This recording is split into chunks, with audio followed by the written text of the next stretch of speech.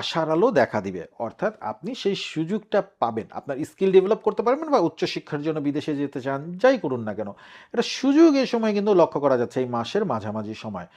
তো বন্ধুরা, রাহুর এখানে প্রভাবে যেটা ঘটবে যে আপনি পড়াশোনার চেয়ে বাইরের চাকচিক্যর প্রতি বেশি আকৃষ্ট হয়ে পড়বেন। ধরেন ইংল্যান্ডে যাবেন, জার্মানে যাবেন বা কানাডা, আমেরিকা, অস্ট্রেলিয়া, অনেকে আছেন যে অনেক জায়গাতে যাবেন।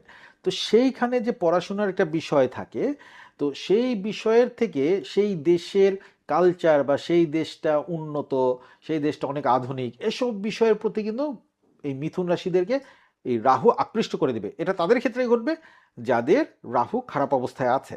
তো তখন হবে কি, আপনি যদি এমবিসিতে যান, এমবিসিতে যখন আপনাকে প্রশ্ন করবে ইন্টারভিউতে, তখন দেখা যাবে যে আপনার অবচেতন মন সেই চাকচিক্যের বিষয়গুলো নিয়ে আসবে যে আমি তোমাদের দেশে এটা জানি, ওটা জানি, তোমাদের দেশে এরকম